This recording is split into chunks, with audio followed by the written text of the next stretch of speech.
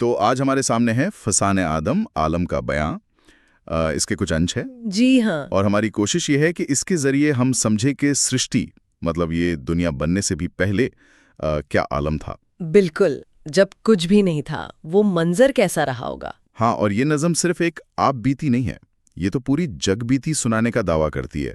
बहुत महत्वाकांक्षी है। सही कहा, इसके शुरुआत ही बहुत जोरदार है। हाँ, शायर कहते हैं कि वो महफिल का रंग बदल देंगे, सुनने वाले कलेजा थाम लेंगे, रो पड़ेंगे। मकसद साफ है उनका। बिल्कुल।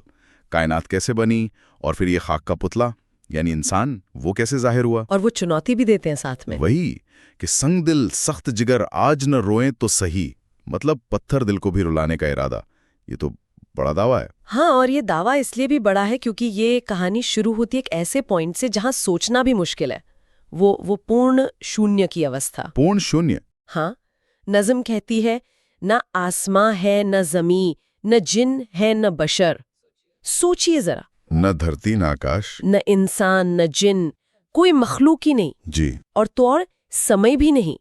कहती है नज़म, रात दिन ऐसे कि पैदा ही नहीं शम्स व कमर। अच्छा, सूरज चांद ही नहीं थे तो फिर दिन रात का सवाल ही नहीं उठता। बिल्कुल, ये तो मतलब समय की जो हमारी समझ है उससे भी परे की बात हो गई। तो ये तो हुई बाहरी चीजें, जगह नहीं, समय नहीं, प्राणी नहीं, लेकिन नज्म शायद और अंदर जाती है, समाज वगैरह की भी बात है। हाँ हाँ बिल्कुल। शायर कहते हैं कि उस वक्त न शेख थे, न सैयद, न मुगल, न खां। कोई सोशल स्ट्रक्चर नहीं, कोई ऊंच नीच, कोई पहचान नहीं। जी, जब इंसान ही नहीं तो समाज कहाँ से आएगा। यहाँ तक लिखा है कि दवा के लिए भी इंसान नहीं थे। तो एक मुकम्मल खालीपन। एकदम। आगे वो कहते हैं न दुनिया है न उक़बा, मतलब आखिरत भी नहीं। और न 14 तबक, वो जो 14 लोगों का कॉन्सेप्ट है। हाँ, वो भी नहीं। न कौनो मकान यानी स्पेस और टाइम, बस एक हु का आलम बताया है। हू का आलम। ये हू क्या है?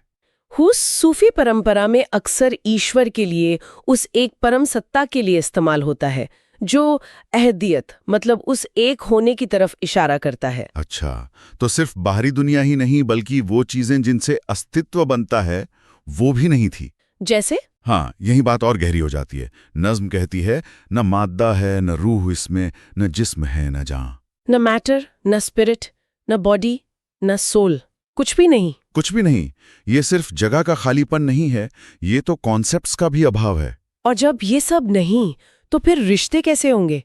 अपना पराया। वही बात, इसीलिए कहा कोई अपना न पराया, न यगाना है न गैर। सारे भेद खत्म, क्योंकि भेद करने वाले तत्व ही नहीं थे। ये सोचना भी अजीब है। तो ये जो परम शून्य था, ये जो कुछ नहीं था, इसमें कुछ था भी या बस खालीपन ही था? यही इस नज्म का, इस बयान का सबसे अहम नुक्ता है। इस गहरे, इस मुकम्मल शून्य में, इस कुछ नहीं में भी शायर के मुताबिक एक चीज थी। अच्छा, क्या? वो आखिरी मिसरा है ना, तो ये मौजूद यहाँ है न वहाँ आलम में, है फक्त ज़ाते अहद जलवा कुना आलम में। मतलब ये कि इस पूरी कायनात में यहाँ वहाँ कहीं कोई और मौजूद नहीं था सिवाय एक के। किसके? ज़ाते अहद यानी वो एक ईश्वर, वो अकेली अद्वितीय सत्ता, बस उसी का जलवा था, उसी का नूर था। तो ये नज्म उस चरम शून्यता को बयान करती है जहां सिर्फ ईश्वर था सृष्टि से पहले। बिल्कुल, ये सिर्फ खालीपन नहीं है, ये वो अवस्था है जहां सिर्फ स्रोत, सिर्फ ओरिजिन मौजूद है, बाकी सब कुछ बनने से पहले। तो ये नज्म हमें उस हकीकत की एक झलक देती है जो हमारी रोजमर्रा की समझ से बिल्कुल परे है। समय, स्थान, पदार्थ, जीवन, रिश्ते, इन सब से पहले की अवस्था। हाँ, जहां कुछ भी परिभाषित नहीं था सिवाय उस एक परम सत्ता के। ये हमें सोचने पर मजबूर करती है कि होने से पहले का ना होना कैसा था। और यहीं से एक सवाल उठता है जिस पे शायद सुनने वाले भी गौर करें। इस तरह के पूर्ण शून्य पर सोचना, जहां सिर्फ एक सत्ता थी, ये हमारे आज के वजूद को, इस भरी पूरी दुनिया को देखने का नजरिया कैसे बदल सकता है? इस बयान किए गए कुछ नहीं से ये जो सब कुछ बना है, इस सफर के मायने क्या हैं? यह हमें अपने वजूद की जड़ों तक ले जाता है ना।